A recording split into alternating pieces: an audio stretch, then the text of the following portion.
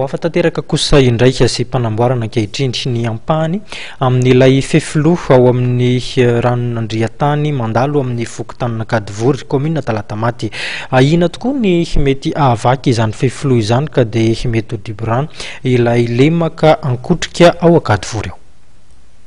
Manoloana ny fitarainan'ny mponina amin'ny mety ahavaky ny ampahany fefiloha amin'ny fokontany Kadivory commune Talatamaty dia tsy nisalasala ny ben'ny tanàna ny Dr Razafintratsimba amin'ny fanamboarana izany. Bizy lehibe iray mamoaka ny ranon'Andriatany amin'ny lemaka lehibe ao amin'ity commune ity ary no hain'ireo mponina manodidina ho tsy araka intsony na ho vaky ka hosonoina adalo izany. Tena mitondra voka-dratsy mihitsy raha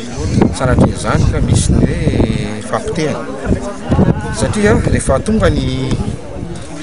taona rehefa tonga ny orana ka miditra ny rano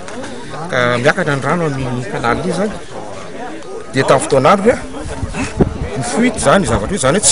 tsy voahidy ara-dalàna intsony izy satria potika ny zavatra ambany io dia tsy mandeha amin'ny lohany intsony izy fa mitady lalana aty amin'ny sisiny ny rano dia mitebiteby le vahoaka satria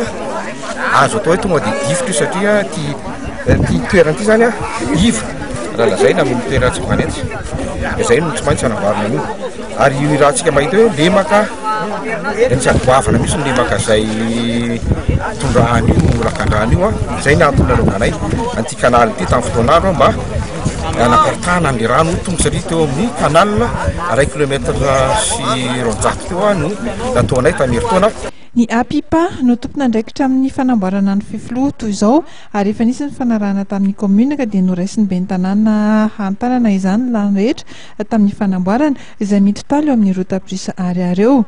Tsy miraviravitana ihany koa ireo fokon'olona amin'ny fokontany Kadivory falalaza ary Tanjondava mahazo tombontsoa mivantana amin'izany ka dia mirotsaka an-tseratra amin'ny asa fanamboarana izay ahatra iray volana.